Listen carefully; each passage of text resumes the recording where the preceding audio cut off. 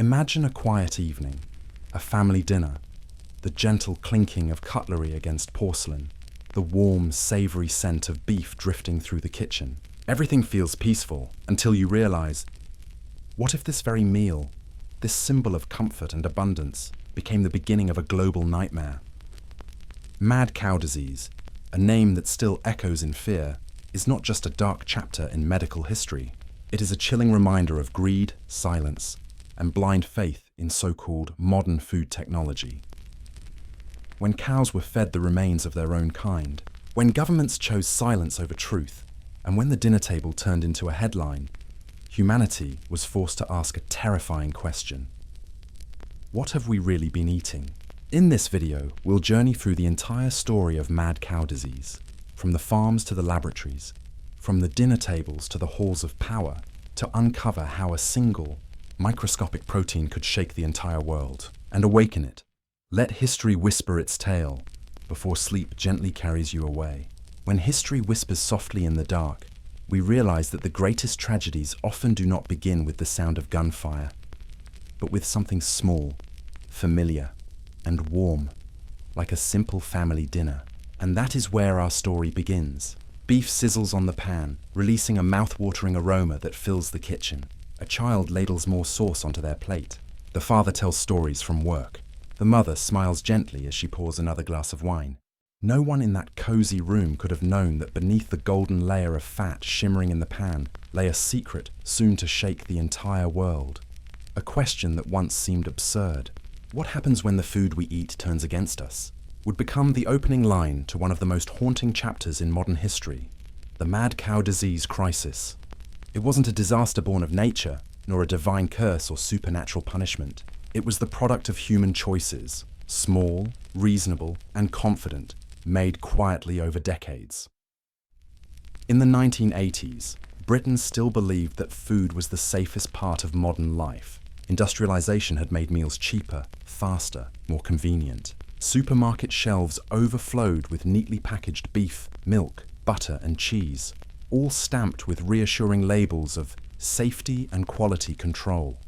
The meal was no longer a bond between farmer and eater. It had become a product of an invisible system, humming like a great machine, and within that machine, a single mistake began to grow. Bovine spongiform encephalopathy, BSE, or mad cow disease, did not begin as a plague. It began with tiny, almost unnoticed signs. A few cows stumbling, eyes wide and glassy, trembling before collapsing to the ground. Farmers thought it was a mineral deficiency or stress, but within months, these strange symptoms spread across the country. By the time officials and the media began to pay attention, the disease had already slipped into the food chain, into processing plants, and finally, onto dinner tables. Newspapers called it the day dinner became the news. And indeed, never before had people felt so betrayed, not by an enemy, but by the very system they trusted to protect them. Imagine a mother turning on the television and hearing the anchor say, "Beef, the food you serve your family every day, may cause a fatal disease that makes the human brain look like a sponge." The fear did not come from blood or horror, but from something heartbreakingly ordinary, the piece of meat on her plate. Behind that fear lay a cruel irony. The more humans tried to control nature, the more nature struck back in ways they could never predict. In the race to produce food that was cheaper, faster, and more efficient, agriculture had bent the laws of biology, turning gentle, grass-eating creatures into cannibals. Cows were fed meal made from the ground-up remains of other cows, and in that grotesque loop, the line between life and death blurred into something monstrous. But at the time, few thought so deeply. When the first reports of mad cow disease appeared, many laughed them off as tabloid nonsense, sensational rumors. After all, how could an ordinary meal turn into a slow, invisible killer? Then the first human cases appeared. Young, healthy people losing memory, convulsing, dying within months as their brains disintegrated. And suddenly, laughter gave way to panic. The news showed trembling cows, drooling foam, staggering in circles. TV anchors cut between scenes of doctors dissecting human brains, and politicians smiling awkwardly as they ate hamburgers on camera to prove everything was safe. But the more they reassured, the deeper the fear grew. Because when leaders must eat beef on live television just to convince the public, everyone knows something terrible is being hidden. And from that moment, the dinner table was no longer a place of peace. It became a battlefield of trust. The story of mad cow disease is not only about a contagion, it is a mirror held up to its age. It revealed how fragile our idea of safety truly is, how easily it crumbles when efficiency replaces empathy, when the cold logic of production replaces the warmth of human care, when profit becomes religion and ethics vanish from the table, the system devours itself. On a deeper level, that moment marked a revelation, that the modern world, so bright, clean and efficient, still hides ancient shadows within. Shadows not cast by monsters or gods, but by our own desires, to have more, faster, and cheaper. People began to doubt everything. The supermarkets, the government, the scientists. Every meal became a quiet test of faith. Is this meat truly safe? Does the label approved still mean anything? Do we even know what we're eating anymore? Those questions awakened the world, but it was a bitter awakening. In that crisis, the most terrifying loss was not the death of hundreds of people or millions of cattle. It was the death of trust itself. When the symbol of life, the meal, becomes a source of dread, humanity must finally look inward and ask, is our progress truly progress, or just a shortcut to disaster? That dinner table, once a picture of warmth and reunion, had turned into a news headline, a vessel for collective fear, and in that fear, something sacred slipped away. The belief that humankind could master nature without morality. From that moment, the world was no longer the same. Perhaps, in the gentle hush of night, when we close our eyes and listen again to this story, we finally understand mad cow disease was never just a sickness of cattle. It was the illness of an era, a time when humans believed they had conquered nature, only to realize they were the ones being consumed. And this is only the beginning. For to truly understand how this nightmare began, we must look deeper, back to the fields after World War II, where efficiency rose like a new god, and ethics quietly disappeared from the barns. When dinner became the headline, when trust melted away with every bite of meat, people began to look back, to trace the roots of the nightmare. And ironically, the answer did not lie in laboratories or research centres, but in the green, peaceful fields of post-war England, a place where everything began not with destruction, but with promises of productivity, prosperity, and a world without hunger. After World War II, Europe was exhausted. Cities lay in ruins, fields were scarred by bombs, and millions of survivors lived under the shadow of famine. In that landscape, food was no longer just sustenance. It was hope, the symbol of recovery. The British government declared, "No one in this nation shall ever go hungry again." To achieve that dream, they needed a revolution, not in politics, but in the barn. The small farms that had sustained generations, where farmers knew each cow by name, where every calf had a story, began to vanish. In their place rose vast regimented fields designed like factories. Everything was measured, recorded, and optimized. Cows no longer ate grass, but carefully calculated protein formulas. Milking no longer followed the rhythm of the sun, but the schedule of machines. Thus, the concept of the dairy factory was born. The change came swiftly, silently, a revolution without gunfire. To the farmers, it was progress, a way to keep pace with the modern world. To the government, it was proof of efficiency and sustainable growth. To consumers, it was a blessing. Meat and milk were cheaper, tastier, and more accessible than ever before. No one objected. No one questioned it. After all, in an age of hunger, who would doubt the thing that kept them fed? But behind those shining numbers was a quiet exchange, one that traded ethics for efficiency. When profit became the only measure of success, morality, once inseparable from farming, slowly faded away. Animals stopped being seen as living creatures and became production units. A cow was no longer a she, but a head of livestock, a unit of milk yield. Compassion was replaced by statistics, care by procedure. In this new order, nature seemed finally tamed, obedient, predictable, controlled. But that was the illusion, for nature never truly obeys. It only waits for the right moment to resist. Milking machines hummed day and night, Automated feeders poured tons of mixture each day. Every innovation was celebrated as another victory.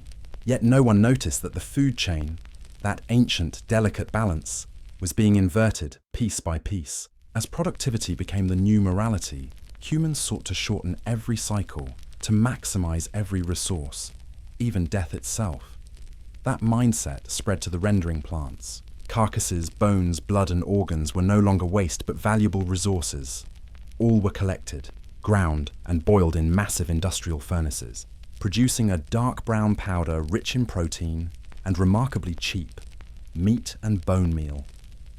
Farmers were told it was the perfect supplement, nutritious, efficient, economical. No one saw the wrongness in it. No one wanted to see. In the language of productivity, animals eating animals was no longer grotesque. It was optimization. A new circle was formed. Cows eating cows, pigs eating pigs, chickens feeding on their own kind. Humanity looked upon it with pride, believing it had conquered waste. But in truth, it had violated one of nature's oldest laws, the law of reverence for life.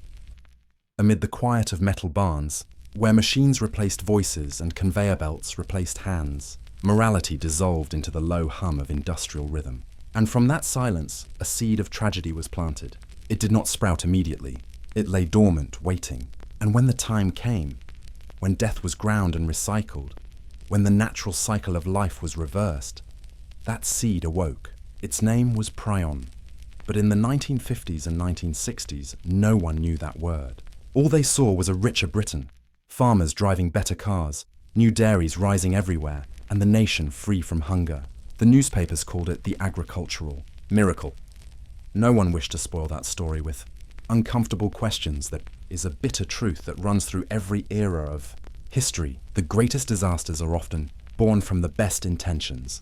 The revolution in the barn began with the desire to feed humanity and ended with humanity poisoning itself. Pause for a moment and think, when did we begin to see animals, once our companions in labor and life, as mere machines, designed to eat, grow and die on schedule? When did life itself become a number in an Excel sheet? And when did the word efficiency begin to appear more often than compassion in our newspapers? For decades, those questions went unanswered. In an age when prosperity was measured in output, who dared to question the beauty of rising numbers? And so the system kept running, smooth, mechanical, oiled by routine, until one day the first crack appeared. That crack was mad cow disease.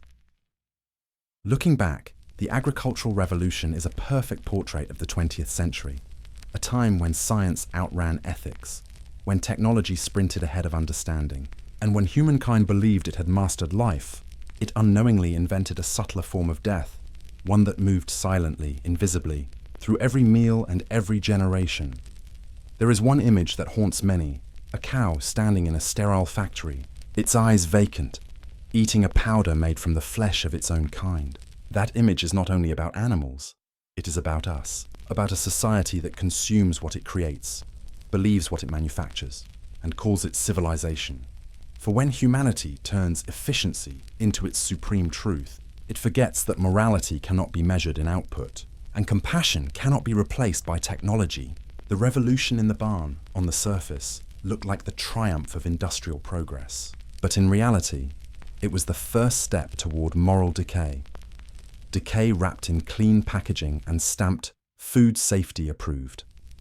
And like every tragedy, the consequences did not strike at once. They gathered slowly, quietly, waiting for the spark. When the dead were ground into feed for the living, humanity opened a loop that blurred the line between life and death, until the two became indistinguishable. The fields of post-war England were once symbols of rebirth. Humanity had triumphed over hunger, transformed barren land into life-giving soil, and rebuilt the world with their hands and minds. But when the smoke from the dairy factories rose higher than the village church steeples, when the roar of machinery drowned out the bellowing of cows, something quietly shifted. In the metallic silence of industrialization, humanity had lost its reverence for life. And from this moment, the true tragedy began, where the line between nurturing and destroying blurred. Industrialization did not stop at the cowshed. It pushed straight into slaughterhouses, and then deeper still, into the rendering furnaces. There, amidst the stifling heat and acrid smell of burning flesh, humans discovered a brilliant invention, turning death into a raw material. It sounds cruel, yet in the language of economics, it was resource optimization. Blood, bones, organs, skin, fat, all were boiled, pressed dry, and ground into a dense brown powder, meat and bone meal, MBM. Cheap, protein-rich, and easy to store, it was hailed as the perfect solution to fatten cattle quickly. A new cycle was born, where animals consumed the remains of their own kind, where life was nourished by death. At first, no one saw a problem. On the contrary, they were proud. Newspapers declared that British agriculture had achieved perfect closure. Nothing goes to waste. Death was recycled, deodorized, packaged, and delivered in shiny trucks across the nation. No one thought about blood or carcasses. All they saw was efficiency and profit. And thus, in what seemed an innocent act, humanity inverted the natural order, turning the food chain into a grotesque loop, where cows unknowingly ate their fellow cows. If one looks closely, the image serves as a metaphor for modern human society, consuming the recycled consequences of our own mistakes, justifying it as optimization. Someone once said, when we start calling death a resource, that is when the soul of civilization begins to rot. In the 1960s, that statement would have been laughed at. Yet 30 years later, as cows trembled, eyes bulging, tongues lolling, collapsing in agony, people realized perhaps it was not just metaphor. In MBM factories, workers labored amid heat and stench. Cattle, pigs, sheep, sometimes animals dead from disease, were thrown together into the boiling cauldrons. No distinction was made between healthy or sick. All were ground into a single anonymous mass. And from this, the seed of invisible evil, the Prion, began to spread. Prions at that time were unknown.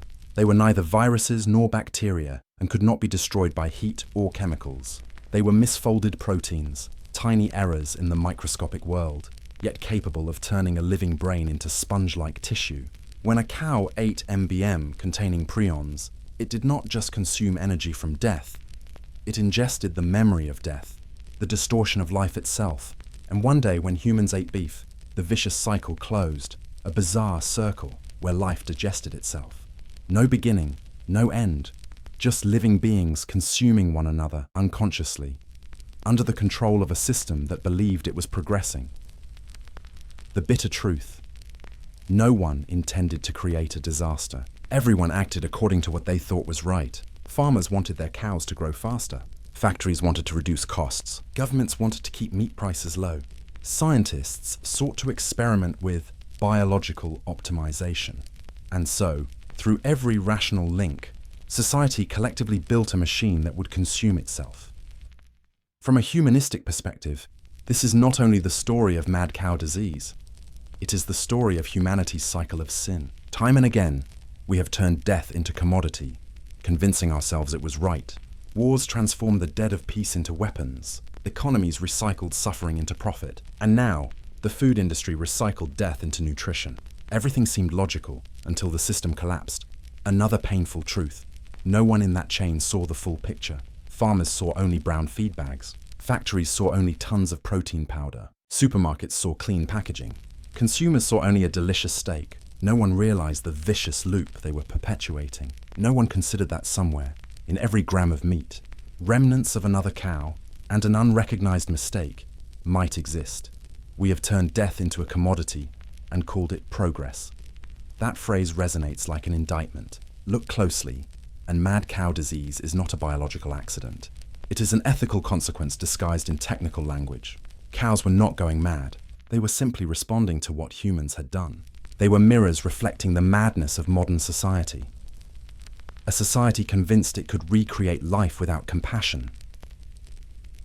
Looking back, the cycle of life and death is not merely a biological phenomenon. It is a symbol of spiritual corruption, humanity placing itself in God's role, only to become the victim of the false miracle it created.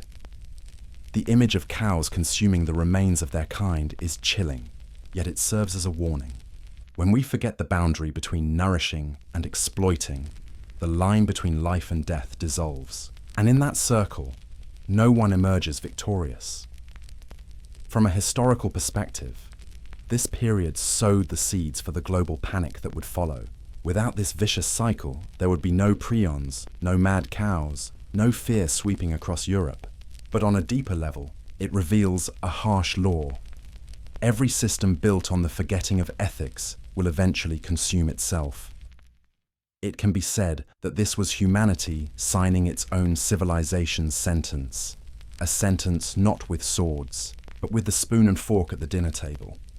Tonight, as you close your eyes, imagine this scene. A factory glowing under nightlights, meat grinders humming softly, white smoke rising into the morning mist. Somewhere, a cow eats protein powder, unaware that it consumes the memory of death itself. Elsewhere, a child eats dinner, oblivious that the fork in their hand links two ends of this endless cycle. This is the image of an era that seemed civilized, yet was lost within its own logic. An era capable of producing food for billions, yet forgetting the sacred meaning of life. And it is within the shadows of this vicious loop that a tiny, invisible being, with no DNA, no consciousness, arose to answer on nature's behalf that every mistake carries a price. Its name was Prion. And as if fate had been quietly waiting in the shadows of human arrogance, while people were still busy counting profits and boasting about the perfect food chain, somewhere, in an old rendering furnace in the west of England, a strange entity silently awoke. It had no scent, no shape, invisible even under an ordinary microscope. It was not alive, yet it knew how to spread death. It did not need to reproduce, it only needed to touch life to distort it. This was the Prion, humanity's invisible enemy, and a cruel testament to the fact that humans have never fully understood the consequences of their own hands. In the microbial world, every pathogen has rules. Viruses need hosts to survive. Bacteria can be killed by heat or antibiotics. But prions are different. They are not living organisms nor viruses. They are misfolded proteins, seemingly harmless, yet capable of turning every healthy protein they touch into a copy of their madness. One tiny structural error, one incorrect fold, and the world collapses from within. If the living body is like a harmonious musical composition, the prion is the discordant note that throws the entire melody into chaos. It carries no weapons, produces no toxins, yet its presence feels like a curse. Once it appears, it forces neurons to self-destruct, gradually transforming the brain into a spongy mass riddled with holes. This is called spongiform encephalopathy. In cows, it is known as bovine spongiform encephalopathy, or mad cow disease. Yet few realize that prions are not confined to cows. They existed in sheep as scrapie, killed humans in Papua New Guinea through kuru, and now infiltrate modern food production. Hidden in every bag of meat meal, every seemingly harmless portion of food. The most terrifying thing about prions is their silence. There are no symptoms for years. No fever, no pain, no inflammation. Everything seems normal until the brain begins to disintegrate. The cow keeps eating, keeps walking, continues to be milked, until one day it begins to tremble, fears light, and cannot stand. By then, it is too late. In laboratories, scientists initially could not believe what they saw. Something that kills living beings without DNA or RNA. A form of infectious disease, impervious to sterilization, resistant to heat, chemicals, even surviving incineration at 600 Celsius. It defied every known principle of biology. And then, a name emerged. Stanley B. Prusiner. In 1982, he proposed the concept of the prion, short for proteinaceous infectious particle. The world rejected it vehemently. How could something without genes cause disease? Yet Prusiner persisted, proving that the misfolded structure of proteins was enough to replicate that misfolding within the body. No genes, no reproduction. Distortion alone could trigger a chain reaction. Ironically, while humans were intoxicated with pride over genetic progress, a geneless entity outsmarted them. Prions are like a distorted mirror of humanity, born from the errors of the perfect system we trusted. They are not an external enemy. They are the intrinsic consequence of industrial civilization. They emerged from meat meal, a product of greed and convenience. They grew thanks to bureaucratic silence. And they spread because of humanity's blind faith that everything could be controlled. When the first cows fell ill, farmers thought it was merely ordinary neurological disorder. But as more began collapsing, eyes rolling, heads hitting walls, bellowing in agony, people realized something was destroying them from within. They called it mad cow disease, a simple name, yet perfectly capturing the most primal fear: the loss of reason. Once gentle animals became frenzied, attacking anything around them, failing to recognize their kin. Every time people saw this, they did not just see dying cows. They saw themselves reflected in the future, a society out of control, led by its own system into madness, oblivious to the chaos it had created. Mad cows do not die quickly. They die slowly, in each tremor, in each vacant stare. And in that moment, people began to fear, not just the disease, but the truth. For prions do not stop at cows. When their meat and bones continue to be processed, when food is not rigorously checked, when supply chains operate as usual, that invisible death finds its way to the human dining table. The world truly panicked only when unusual human cases appeared in England. Young, healthy people suddenly lost memory, motor control, and died within months. Doctors called it a variant of Creutzfeldt-Jakob disease, VCJD, a spongiform brain disease in humans, caused by eating prion-contaminated beef. It was then that the truth gradually emerged. Humans had unwittingly eaten the very vicious cycle they had created. And the enemy, shapeless, scentless, voiceless, had triumphed in the simplest way: by waiting. The frightening reality of prions is that they force humans to realize one thing: progress does not equal safety. Not all efficiency is right. Not all science is humane. While we were busy optimizing every detail of the supply chain, nature only needed a single misfolded molecule, enough to collapse the entire system. Prions are not merely a biological threat. They are a reminder of limits. They teach us that life is more fragile than we think, that sometimes what seems invisible holds more power than a nuclear weapon. They are proof that nature needs no fury to punish. Human error alone is sufficient for nature's response. Looking back, prions symbolize arrogance paid for. They are the consequence of putting efficiency above ethics, profit above respect for life. They show that not everything we create is within our control, and when we play God, we must also face the most divine and terrifying consequences. Today, when people mention mad cow disease, they often think it is a thing of the past, a lesson already learned. But prions never disappear. They still exist in nature, in laboratories, and in the memory of those who witnessed them. Because a prion is not just a misfolded protein, it is a collective memory of human hubris. Tonight, as you listen to this story in the darkness, imagine, inside every living being, billions of proteins quietly fold, maintaining the fragile order of life. One tiny misfold, one errant fold, and the entire system collapses. Life and death, order and chaos are separated by a single invisible angle. And that is the essence of the prion, an enemy that needs no attack, only human error. This story is far from over. Behind this fear lie lies, cover-ups, and political decisions that forced millions to live in uncertainty. When prions had awakened and quietly crept through the food chain, when each fold of protein began to erode the brains of cows, the world kept turning. People saw the animals trembling and convulsing, unaware that this was not merely a cruel game of biology, but a warning of a greater peril: the potential transmission to humans. The silence of the authorities, the indifference of the food industry, and the blind faith of the public had turned a biological phenomenon into a human nightmare. From this moment, mad cow was no longer just an animal disease. It became a metaphor for human fear and helplessness in the face of what we ourselves have created. In the mid-1980s, when the first cows fell in uncontrollable convulsions, British farmers began to sense that something was very wrong. Hundreds of cows were affected, their eyes wide and staring, legs trembling, bodies staggering as if wrestling with an invisible nightmare. Yet the government, fearing the impact on the meat industry and economic stability, initially dismissed all warnings. They said the disease was not dangerous to humans. They said it was merely an internal issue of the livestock sector. But fear spares no one.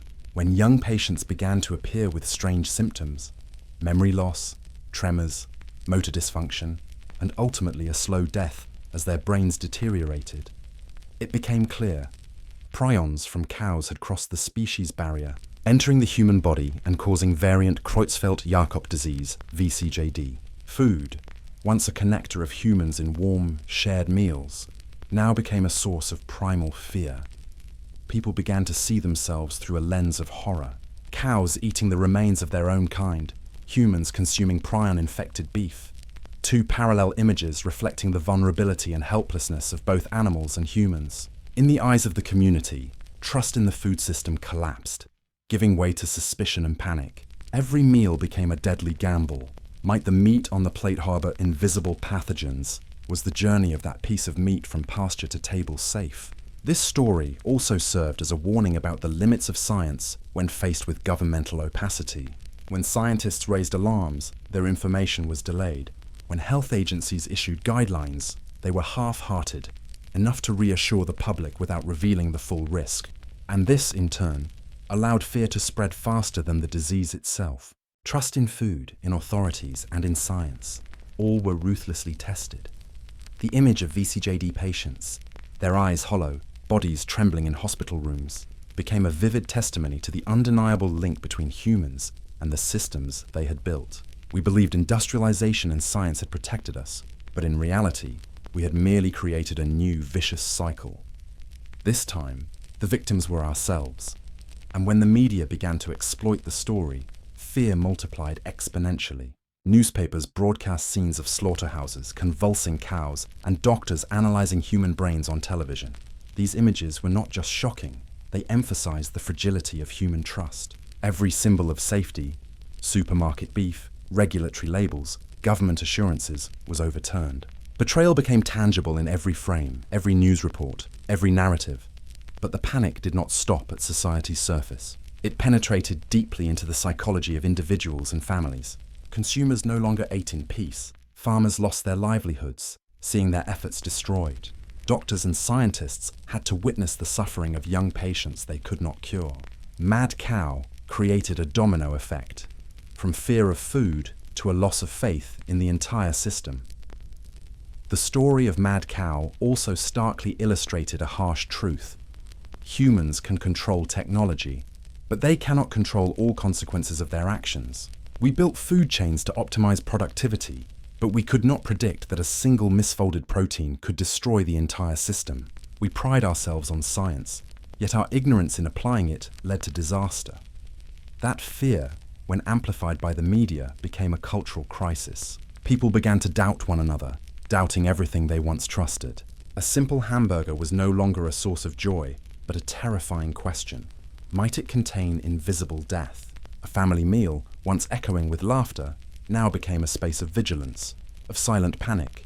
And in that moment, the story of Mad Cow mirrored humanity itself. We chase profit, seek convenience in eating, trust industrialization, and then that very trust becomes the enemy. Mad Cow was not merely a disease of cows. It became a social disease, a metaphor for fear, helplessness, and the consequences of neglecting ethics in the pursuit of progress. Imagine that scene. Cows trembling, eyes staring blankly, bodies out of control.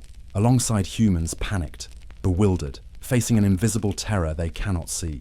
In that instant, the boundary between animal and human blurred. Mad cows, and humans too, became victims of ignorance, greed, and prolonged silence from the past to the present.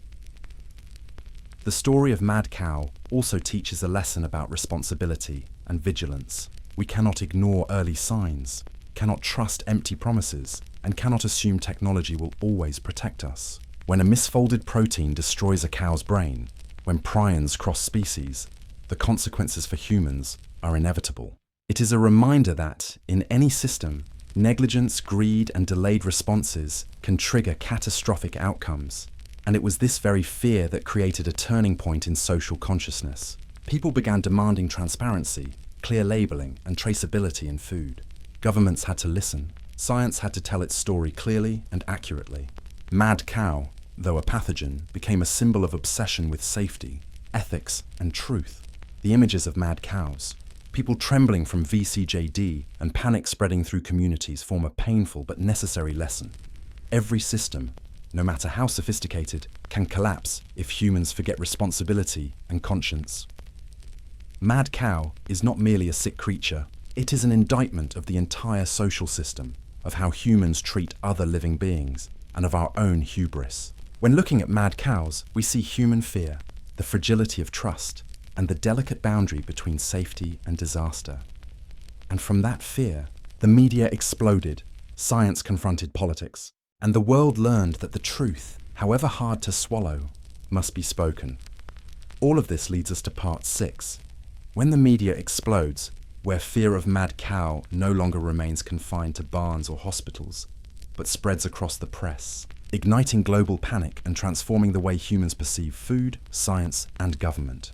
And then, when the numbers of deaths began to appear, not just deaths in barns, but deaths in hospitals, on the beds of human patients, the world could no longer pretend that nothing was happening.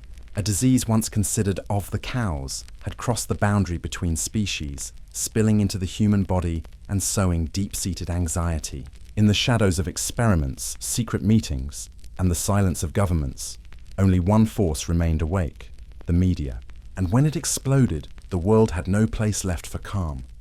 People often say, information is power. But when that power falls into the hands of the fearful, when truth is diluted by sensationalism, and when news becomes a tool for emotion rather than reason, then information ceases to be light and becomes a fire capable of burning everything.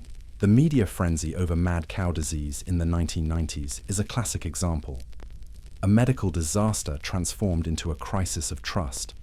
When the first reports of the strange disease from cows appeared, the public barely took notice. A few lines in agricultural newspapers, a brief TV bulletin that quickly passed like any other news. But then, when the first photographs circulated, cows collapsing, trembling, eyes empty, the fear began to spread faster than the virus itself.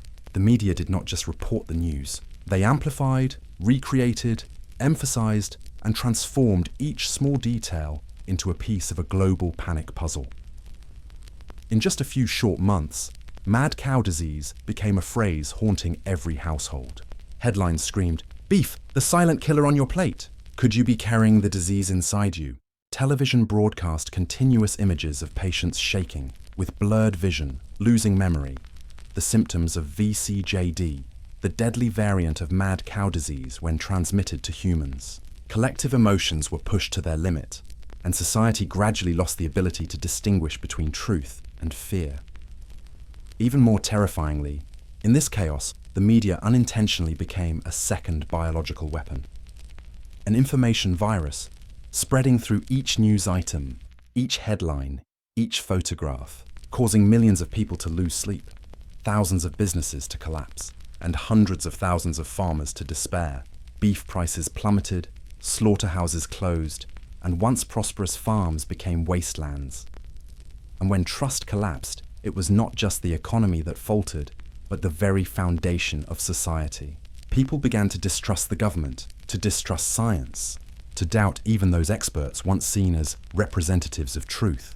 From the UK, the wave of panic spread to Europe, reaching Japan, the United States, and the rest of the world. On TV screens, news tickers ran incessantly. The disease may have spread to humans. No cure available. Incubation period could last decades. People stopped eating beef. Restaurants closed. Grocery stores stood empty. Many turned to vegetarianism or purchased only organic food, though few truly understood what that meant. A primal fear, fear of death, fear of the unseen, fear of what silently lurks within the body, gripped society, and the media, whether intentionally or not, became the guide for that fear. Yet, to be fair, not all journalists were sowers of chaos. Amid the storm of false news and sensational headlines, there were those seeking the truth. They were reporters who dared to enter the outbreak zones, to face the stark reality of the food industry. Thanks to them, the world learned that this disease did not fall from the sky, but was the result of decades of mistakes, where money and profit were placed above life itself. The media then acted like a double-edged sword. One edge helped humanity see the price of greed. The other, sharp and ruthless, left millions trapped in helpless anxiety. Television programs exploited extreme emotion.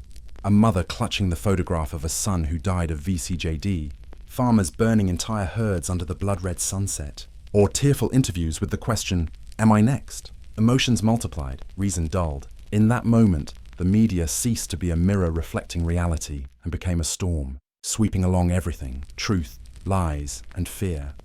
Yet, looking deeper, we see that this is not merely a story of uncontrolled media. It is a story of human loneliness in the modern world, where we need someone to tell us what to fear, what to believe, and what to avoid. When the world becomes too complex, when information is overwhelming and trust is scarce, we cling to news as if it were the ultimate truth. But the tighter we cling, the further we drift from reality. The media exploded not just because of the news, but because of us. For within each person is a desire to know more than others, to be vigilant, to survive. And newsrooms and television networks simply reflected that hunger for information with a barrage of hot, gripping stories. Yet it was also thanks to the media that the world truly recognized the severity of the disease. Global attention forced governments to act. Laws regulating animal feed, slaughter procedures, and medical inspections were enacted. Millions of cows were destroyed to prevent the spread of the disease. The truth gradually emerged, though at the cost of trust and thousands of lives. In the shadows of secret meetings, the media became an alarm bell, piercing, chaotic, but necessary. For without that explosion, humanity might still be living in an illusion of safety, continuing to feed cows to cows and sowing the seeds of disease within itself. And then, as the wave of news began to subside, people looked back and realized a bitter truth. The media does not create the truth, but it can shape how we perceive it. When the noise of radio faded, when newspapers ceased printing, only the echo of a question remained. Have we learned anything from that panic? Or are we merely waiting for a new fear to repeat the old cycle? And somewhere, beyond the smoke of the cow incinerators, a new chapter of this tragedy was being written, where media, politics and science would collide, not for truth, but for power. And that is when history steps into the next part, when science meets politics. And just as a cruel law of history dictates, when the shouting of the media subsides, the emptiness it leaves is immediately filled by another sound. The whispers of closed-door meetings, the rustle of papers turning, the handshakes no one sees.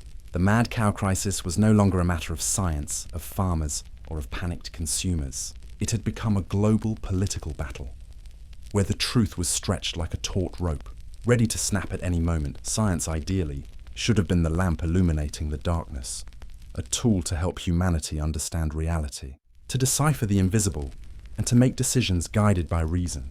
But when politics enters the scene, that lamp flickers, its light distorted, and what reflects in the public's eyes is no longer truth, but an authorized version of it.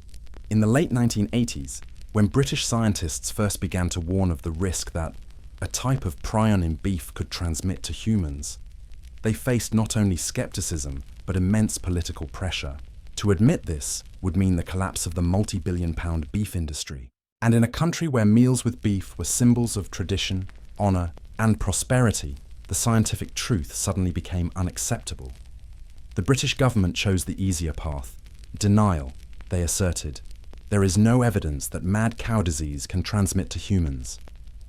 They invited scientists loyal to this view onto television, placing them in front of cameras to speak with firm, confident voices. Those who dissented, the researchers brave enough to speak the opposite, were sidelined, defunded, and even subtly threatened. In secret meetings between the Ministry of Agriculture, the Ministry of Health, and major food corporations, decisions were calculated not by ethics but by numbers.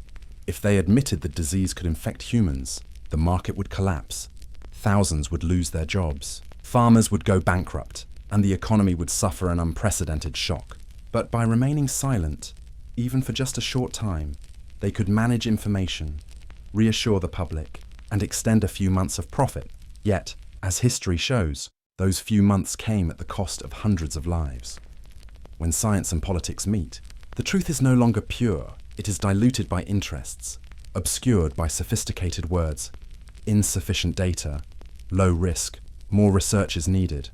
Phrases that sound reasonable, but in reality serve as walls separating the public from a truth quietly burning beneath the surface. In 1996, the British government was forced to admit what it had tried to conceal for nearly a decade. Mad cow disease had transmitted to humans. That moment was not just a medical turning point, but a political explosion. Ministers resigned, the public raged, and faith in the system crumbled completely. The question was no longer, why did the disease occur, but why were we deceived? The media, once the spark of panic, returned as judge. Newspapers published leaked documents, meeting minutes, exposing the fact that the government had known about the risk of transmission for years. Recordings and internal letters revealed officials attempting to control information, to keep the public calm, while they themselves had long stopped eating beef. Science was dragged into a battle, not to uncover the nature of the matter, but to defend the honor of the government. Research institutes were forced to publish favorable reports. Honest scientists, like Richard Lacey, the earliest warning voice, were ridiculed and stripped of credibility. Lacey wrote in his diary, "I feel as if I'm fighting not a virus, but the immune system of society itself, where truth is treated like a contagion." And ironically, at that very moment, science lost its most precious asset, trust. When the public discovered that those they trusted, doctors, scientists, politicians, had deliberately concealed information, any subsequent news, true or false, was met with suspicion. People turned away from medical advice, began believing in conspiracy theories, in self-proclaimed experts, in anyone who spoke against the government. And so, from a food crisis, the world descended into a crisis of trust. Yet amidst this rubble, there were scientists who chose to uphold their professional conscience. They patiently collected data, dissected each brain sample, studied each cow, each patient. They were the ones who determined how prions operate, proving the link between BSE, mad cow disease, and VCJD, the human variant. They did not need the spotlight, only justice for science. And it was through their perseverance and courage that some of the lost trust was gradually restored. However, the greatest lesson does not lie in the laboratory, but in the corridors of power. When scientific decisions are influenced by authority, the consequences are not just a pandemic, they are a fracture in the soul of society. Science cannot save the world if it is forced to serve the interests of the powerful, and politics cannot protect the public if it fears the truth. Looking back, we see a heartbreaking paradox. Cows went mad from being fed the flesh of their own kind, and humans, no less mad, because they were fed a truth crushed into silence. A truth filtered through the machinery of power, molded by fear of losing seats, votes, and face. Perhaps the most terrifying aspect of this story is not the disease itself, but human coldness in choosing silence. Silence masquerading as social stability, protecting the agricultural industry, maintaining trust. Yet trust, once built on lies, collapses with a single confession: mad cow disease. In essence, is a scientific mistake. But the crisis of trust is a political one. And if the first disease killed hundreds, the second, the systematic deception, killed millions of souls who believed they were being protected. In the noise of the modern world, this story still echoes. For the relationship between science and politics does not end in the 20th century. Whenever the world faces a crisis, from pandemics to climate change, that question returns. Are we brave enough to let science speak the truth, even if it strips power of its illusion of safety? And in the quiet nights, as we look back on history, we understand truth never dies. It is merely postponed, until someone courageous enough speaks it aloud. And from the fragments of lost trust, a new chapter begins, where ordinary people, farmers, and bereaved families must confront the true consequences of this crisis. And when the political storm finally subsided, when the speeches on television faded from the public's memory, those left to bear the consequences were not the politicians, not the food conglomerates, nor the ministers in their warm offices. They were the farmers, ordinary people living among the pastures with calloused hands and simple dreams of healthy cows and bountiful milk. After the waves of media frenzy and reports full of numbers, they were the ones standing at the eye of the storm, watching the world collapse around them, without anyone asking, what wrong have they done? In the 1990s, when the UK was forced to cull more than 4.4 million cows, each field became a graveyard. The smell of burning carcasses mixed with damp earth and tears hung in the air. The sight of blazing flames across the countryside, once a symbol of prosperity and peace, now stood as a painful testament to humanity's colossal mistake. It was not merely the scene of a disease outbreak, but of a system devouring itself. The farmers, once praised as the backbone of the nation, suddenly became criminals. The government, attempting to calm public outrage, blamed them. Poor management, failure to control feed. Yet in reality, they were merely following instructions, feeding bone meal, adhering to high-efficiency protocols promoted by the very agricultural agencies. They did not know that what they poured into the troughs each morning, carefully packaged, labelled biological growth feed, was a seed of disease that would destroy not only their herds, but also society's trust.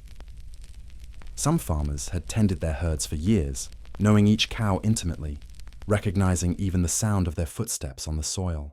And then they were forced to watch as these animals fell one by one, convulsing, eyes wide in terror, silently pleading, and one by one, they were taken away to be destroyed. No one can count the tears shed in those days.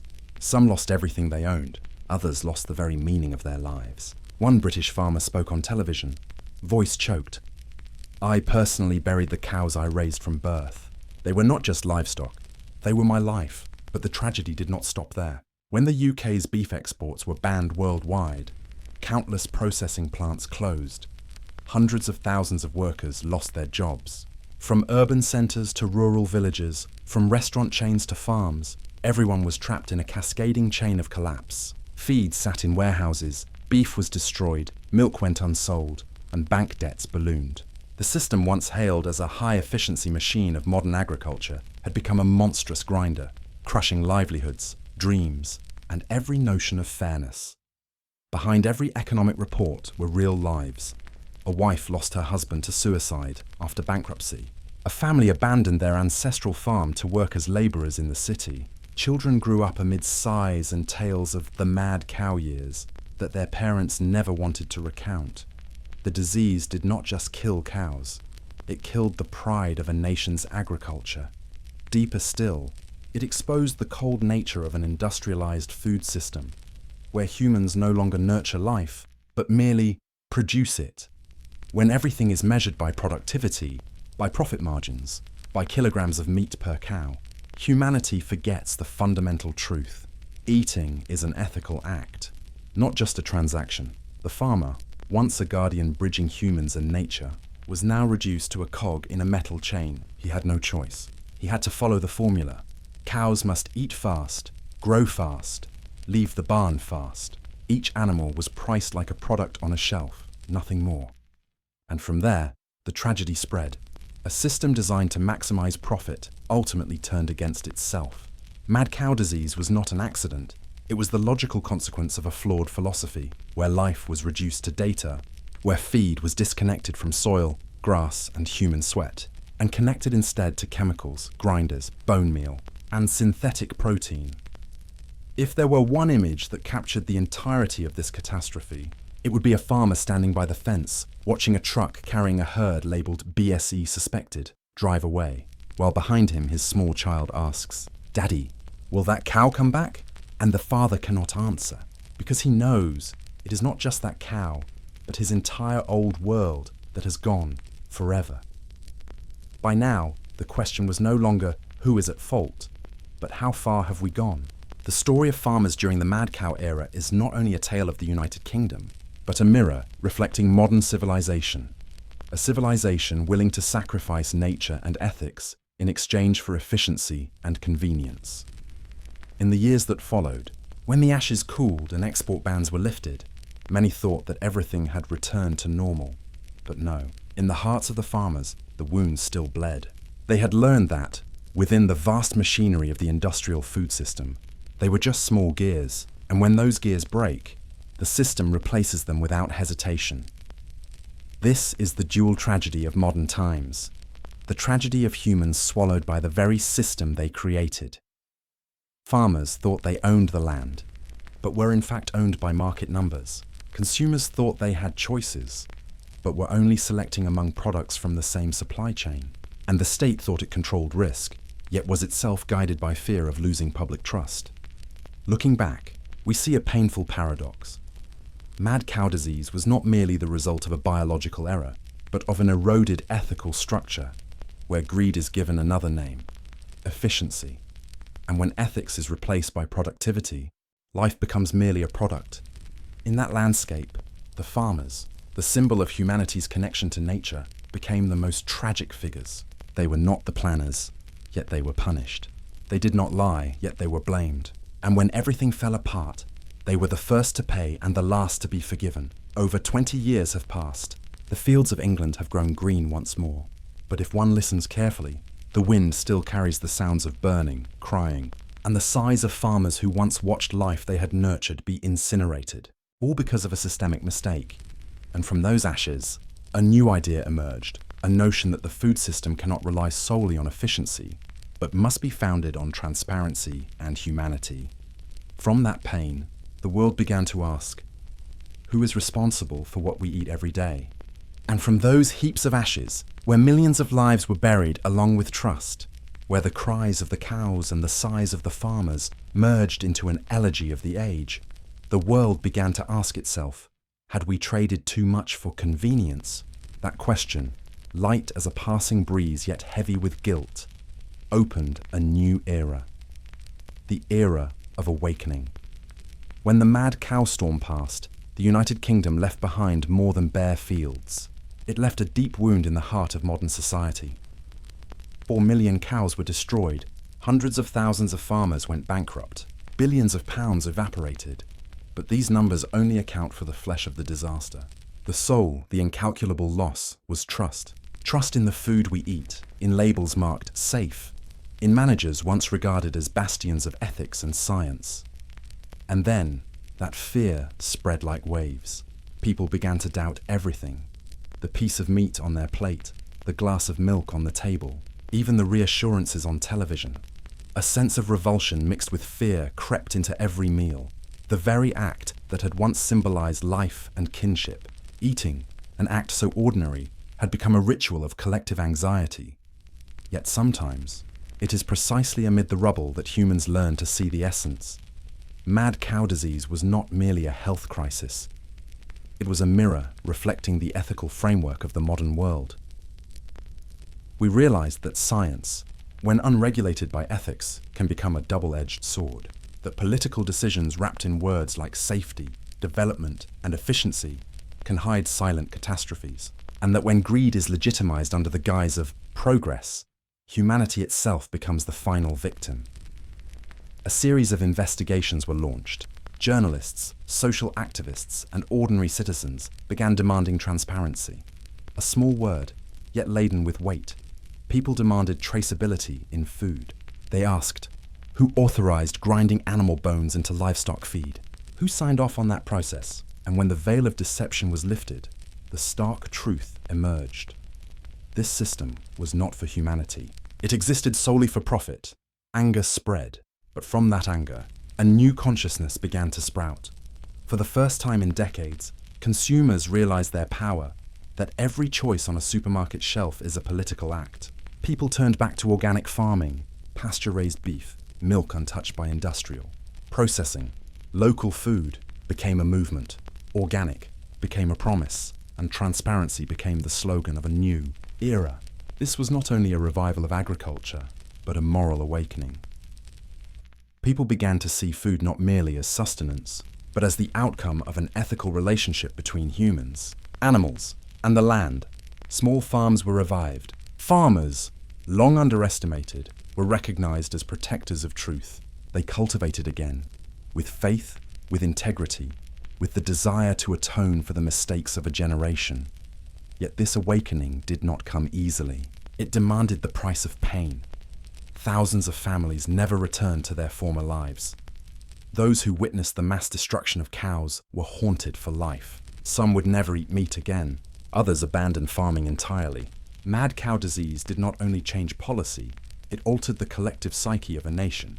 The world also learned from this. The European Union established the strictest food safety standards in history. Other countries began reviewing supply chains, eliminating animal-derived feed in livestock. But beyond regulations, the deepest change was in how we viewed life. For after witnessing a creature driven mad, eyes bulging, trembling, convulsing to death simply for being forced to eat the remains of its own kind. One cannot treat efficiency as supreme any longer. That was the moral awakening humanity paid for with blood and tears. The awakening that we cannot invoke science to justify cruelty. The awakening that nature is not a tool, but a partner. And the awakening that in humanity's race for efficiency, we had forsaken the most fundamental values: compassion, humility, and the recognition of our limits. Thus, the story of mad cow disease does not close like a chapter in history, but serves as a warning. A reminder that in any civilization, when humans forget their bonds with nature, disaster will return, not immediately, but inevitably. Today, it was mad cows. Tomorrow, it may be another pandemic with a different name, but the root cause remains the same: human arrogance in the face of natural law. And amidst successive crises, from avian flu to COVID-19, we glimpse the shadow of that old lesson.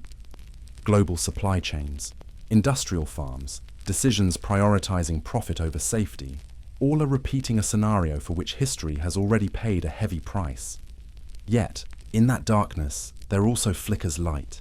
Animal protection movements, sustainable farming, conscious consumption are no longer minority trends. The younger generation, growing up amid the consequences of past mistakes, is choosing differently, questioning, doubting, demanding transparency, insisting that ethics return to the table, and perhaps that is the only remaining miracle after this catastrophe, the miracle of final awakening. Looking back, we understand that every biological disaster is not only the fault of a few individuals or a government, it is the result of an entire ideology in which humans confidently believe they can control nature as if programming a machine. But nature is not code. It is a living entity, capable of striking back when insulted. And when nature strikes, it does not aim at the guilty alone, it punishes everyone. In the 21st century, as humanity faces climate change, species extinction, and new pandemics, the story of mad cow disease still echoes as a warning. If we continue to eat without knowing what we consume, to consume without understanding origin, to produce without ethics, then disaster is no longer a question of if, but of when. And perhaps, true awakening does not lie in laws or regulations, but in the moment, each individual asks, am I living in a system that respects life, or am I contributing to its destruction? When that question arises, light as a breath yet capable of shattering all illusions, humanity will have the chance to rewrite its future. A future where agriculture is no longer a battlefield for profit, but a space where humans and nature coexist. A future where meals are no longer symbols of fear, but expressions of gratitude. And only then, when humans are truly awake, can we say that the nightmare called mad cow disease has passed. Not because it ended in history, but because it has been resolved within consciousness.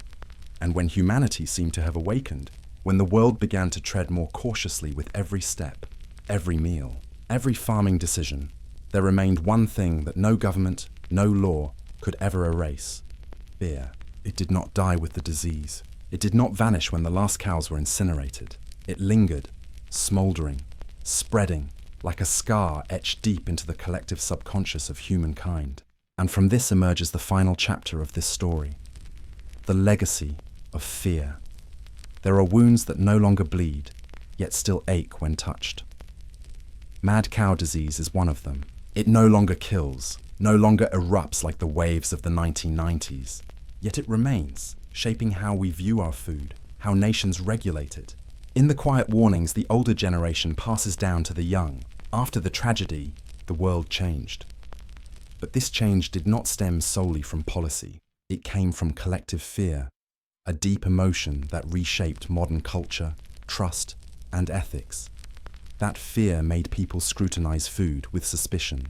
No one fully trusted labels, advertisements, or international standards that had once been considered guarantees. For now, every certified safe product could conceal another story behind it. A story of compromise, the silent cost of growth, the quiet trade-off between ethics and money. Meals, once symbols of family, warmth and trust, became rituals of caution. Mothers read every line on packaging. Fathers traced farm origins. Children grew up with the constant admonition, eat carefully, choose wisely.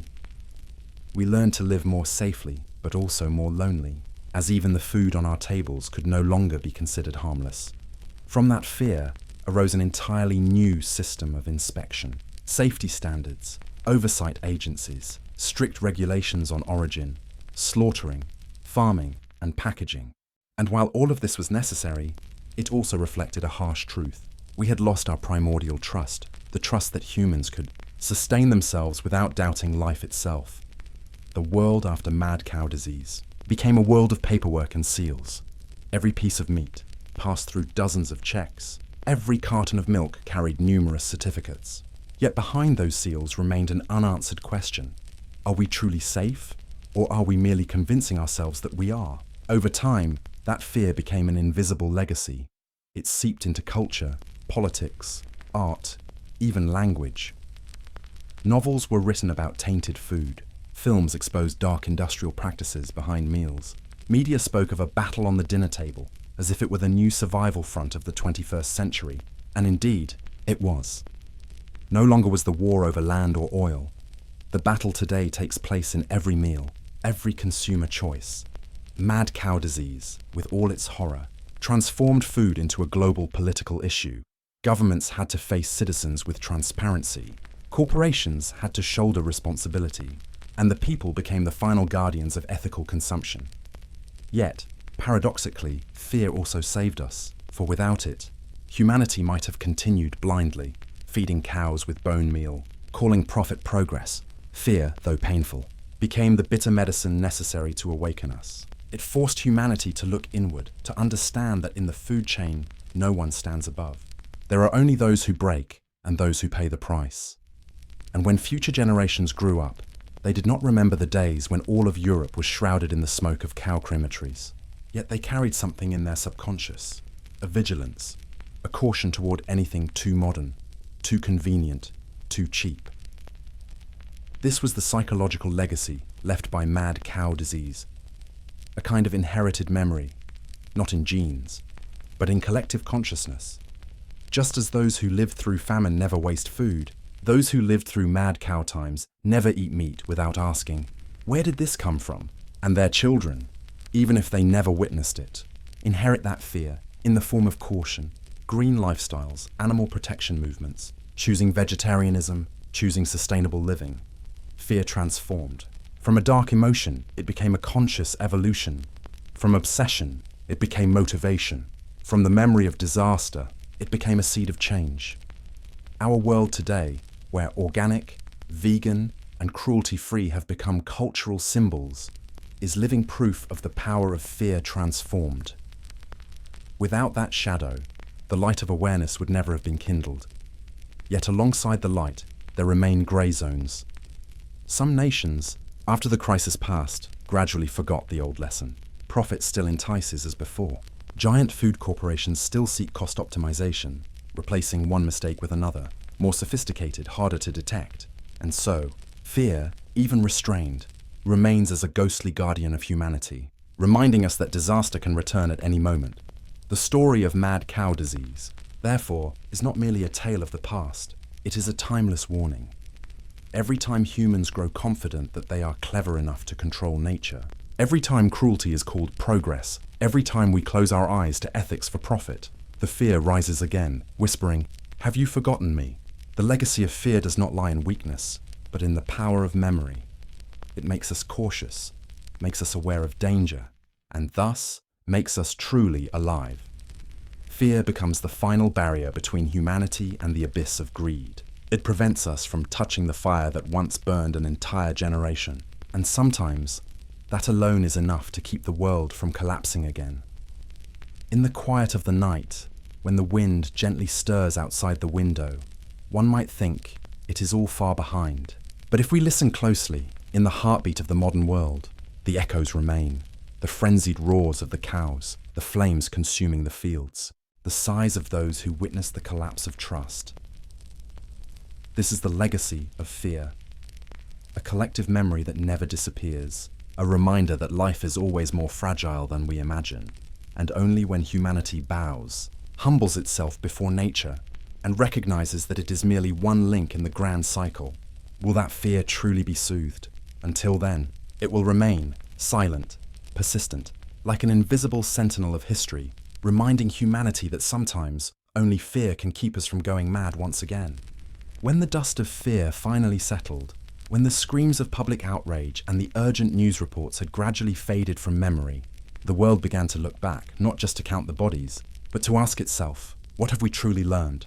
From the lost cows trapped within the very food chain we control, to the rulers intoxicated by power and profit, to the innocent citizens swept up in the whirlwind of information and panic, all seemed like tiny fragments of a larger picture, a moral tragedy that humanity had authored with its own hands. And now, as the faint light of awakening slowly emerges, we enter the final chapter, where science, politics, media, and human conscience converge into a single question. Do we have the courage to face the legacy of the fear we created and choose to live differently? The story of mad cow disease has never been merely about a species spiraling out of control. It is a mirror reflecting how humans perceive life, how we consume, how we produce, and how we trade ethics for convenience. Hidden within what seemed a random epidemic is a stark warning. When greed exceeds its bounds, nature finds a way to respond. Mad cow disease, with its images of staggering, collapsing creatures in despair, is not only a symbol of biological collapse, it is a metaphor for humanity's moral madness within a system ruled by self-interest. We have seen it. Farmers forced to feed livestock with the remains of their own kind. Politicians concealing information to protect the economy. Scientists remaining silent out of fear for their positions. Consumers lulled by advertising. Each link in this chain may not be evil individually, but together they created a system of indifference. A system where death ceases to be sacred and becomes a byproduct of progress. The moral message this story leaves is, therefore, not simply about what to eat or how to produce, but about how we understand the interconnectedness of life. When humans see themselves as the center of the universe, taking it upon themselves to reorder nature as they wish, they sow the seeds of tragedy. Prions, the invisible enemy, are not only misfolded proteins, they are the embodiment of twisted greed, of reason warped by economic power. They attack not only the cow's brain, but also the human mind, those who believed they were masters of the game. The truth is that modern civilization is built upon fractured ethical choices. We eat meat but do not want to see the blood. We demand low prices but turn away from the conditions of the farmers. We want technology and productivity, but we are unwilling to pay the cost of balance. And within that denial, evil, though shapeless, creeps, mutates, and spreads, just as the prions we fear. From the nightmare of mad cow disease, the world has learned a bitter truth. Any system built on deception and indifference will inevitably collapse. Progress cannot be measured by output or growth rate alone. It must be measured by our ability to understand and respect life. When humans forget that every creature, no matter how small, is part of the same cycle, the wheels of life begin to crush those who turn them. Yet within this darkness, there is a glimmer of light, the capacity for awakening. Many nations changed how they manage food, banned bone meal, increased oversight and transparency. Consumers began caring about the origins of their food, about ethics in livestock farming. And while this transformation is slow, it proves one thing: humanity, even after mistakes, can learn to correct itself. The so-called moral message, therefore, is not a dry lecture but a reminder of humility before nature. Every meal is not only an act of survival, but a ritual connecting humans to the land, connecting one life to another. When we choose what to eat, what to produce, what to buy, we are casting a vote for the kind of world we want to live in. A world of indifference or a world of compassion. The difference lies in these small, daily acts. In its deepest meaning, mad cow disease is not only a story of the past, but a prophecy for the future. Today, with biotechnology, global supply chains, and unprecedented ambitions, we are replaying the old drama in new forms. Will prions one day no longer come from beef but from a laboratory, an AI system, or an over-engineered gene chain? Are we repeating the same mistakes, just with more sophisticated tools? If there is one lesson humanity has learned from the mad cow crisis, it is this: every great tragedy begins with a small neglect, a seemingly reasonable decision, a minor compromise with ethics, and then the dominoes fall. When life is treated as a tool, and profit becomes the measure, no matter the century. We will forever be haunted by the shadow of ourselves. Thus, the moral message this conclusion conveys is not only one of repentance, but a call to action. Remember, we are not above nature. We exist within it. Only when we bow, when we listen to the voices of the soil, the wind and the forgotten creatures, will we truly understand the meaning of life. Otherwise, the tragedy of mad cow disease is merely the first chapter in the long chronicle of fears that humanity sows itself. And when that happens, prions will no longer exist solely in bodies. They will reside in the human soul, where ethics have been twisted, and reason is only the faint echo of a conscience long asleep.